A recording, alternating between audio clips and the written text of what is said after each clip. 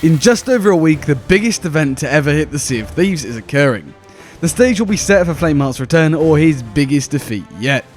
Hey folks, welcome back to the channel. We are at a very exciting point with Sea of Thieves currently, because in 9 days as of publishing this video, the community will have a massive decision to make, and the game will be reaching a very big T-junction.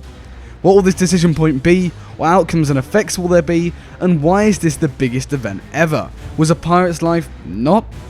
If you do go on to enjoy this video, then please do consider leaving a like. It really helps out the channel an absolute ton, and subscribe to stay up to date with all the latest Sea of Thieves news as and when it comes out. We're approaching 10k subscribers really fast now, and we've got some really awesome plans for when we hit it. And while you're at it, why not hit the bell as well so you never miss a single upload. If you're not up to speed and don't know what the hell I'm talking about, let me give you the cliff notes. The next Sea of Thieves adventure, The Return of the Damned, has been announced as a decision point. If you're new to Sea of Thieves and weren't around for Lost Sands, decision points are adventures with dramatic events, where the community has the power to influence major decisions to do with where the game's going and change the world forever. So what the hell will this decision point be? Well, here is all of the evidence. In the Herald of the Flame adventure, which is still live, we stop at Rickshaw to bring back Flameheart, and learn that another is taking place around the time of the Festival of the Damned from Belle, where she also says she's going to find a way to stop Flameheart's resurrection. The Return of the Damned's trailer is premiering on Halloween and is launching that following Thursday. It's also called The Return of the Damned, which has two meanings, the Damned returning being Flameheart, and also all their Halloween events from the past have ended in Of the Damned. Festival of the Damned, Fort of the Damned, Fate of the Damned, Fury of the Damned, and now Return of the Damned. Sad that they're not keeping up with the whole F thing. I don't know what that was about, probably because the first ever one started with an F, who knows.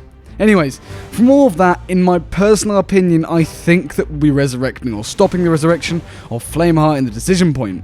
In my previous video, a couple people over on Twitter flagged me for presenting this as fact as if it was confirmed. Which to me it is, because there's just that much evidence. Anyways, I'm saying right here that in my own opinion, I think that's what the decision point will be. It's not confirmed, but it is easily the most likely option. It would not make sense for the good guys to not try and stop Flameheart, so I mean, what else could it be? I mean, it was mentioned to me that the point could be revolving around the setting of Flameheart's return instead of the setting specifically of us trying to stop him or trying to return him, but I'm not so sure. You can make up your own mind, but I'm personally rolling with the idea that this is what the decision point is going to be. For me, it's just too obvious, and as a side note, it would be too awesome of an idea for a decision point to just not do it. Regardless of whether we're in charge of deciding the outcome or not, Flameheart's gonna return anyways. If we're not deciding whether to bring him back, he'll come back because he needs to. Sea of Thieves will do it. You can't just keep the guy who is Sea of Thieves' main villain as a floating bobblehead forever. I was born to rule the sea. Shut the hell up! Shut up! Shut up! But if we are in charge of whether he comes back or not, it's so incredibly obvious that we're all going to vote for him to be resurrected. The good guys want him back for the reason I just mentioned now. I mean, I want to bring him back just to send him to the land of the dead once and for all. I mean, look at these poll results. My poll, 6.2k votes, 80% say resurrect. A shiny raise, 20k votes, exactly the same percentage, yet his previous poll asking whose side people are on, Athena was the winning side with 55%. Captain Falco did a poll asking about sides, Athena won with 60%, it got 24k votes. Getting the picture? Flameheart's gotta come back for us to be able to progress the story onwards to more exciting and dangerous places, to explore new themes and ideologies, and for the good guys to ultimately defeat Flameheart. This will be the biggest event in the history of Sea of Thieves. Now, I can already see the comments, I really can, and yes, I'd also be prepared to argue that at face value, a pirate's life was bigger, but in the long run, realistically, it didn't change a lot.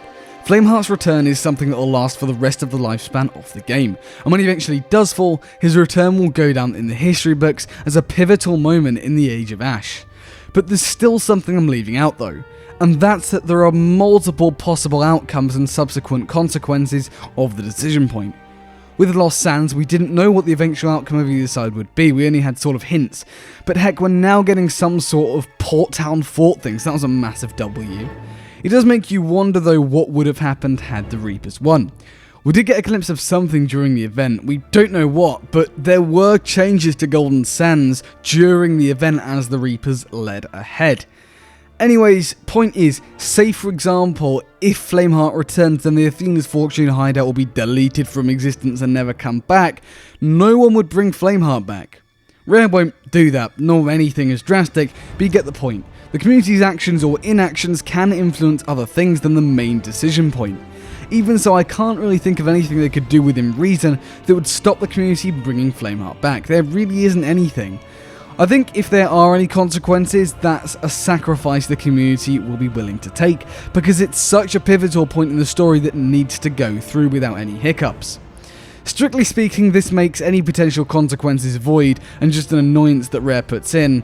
I'm sure they can see who's going to win as clearly as we can. They did say earlier in the year that the next decision point will really pull our heartstrings and get to the roots of some really important characters, so much so that it's going to be a difficult decision. I still can't think of anything that would influence everyone so drastically, so only time will tell. What does his return actually mean though? Well, if you're interested in the story and history of the First Pirating War, I advise you to watch my complete rise and fall of Captain Flameheart.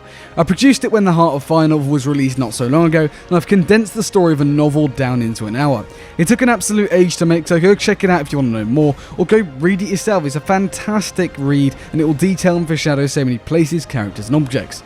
Your view on the Sea of Thieves and characters will be completely different to what it is now. Back to Return of the Damned, it's interesting to make note that this decision point is also the finale of an arc of 3, so it better have some cool mechanics as promised that finales have. Regardless, the next decision point is going to be incredibly exciting, and whatever it is, whatever the outcomes are, it's going to be involving Flameheart to return in some way. The villain that's been teased since E3 2016, the villain that wreaked havoc on the Sea of Thieves in the First Pirating War, the villain who we've read, heard, watched, theorized and thought so much about is set to be resurrected, whether it's in the community's hands or not. Buckle up folks and get ready, as hard as it may be for us Athena folk to watch the Reapers take their first major victory, and to be fair, it's long overdue. And also, at least for the Athena folk, whatever happens we'll be happy, whichever way it goes. Anyways, this is me signing off folks, and I'll catch you in the next one.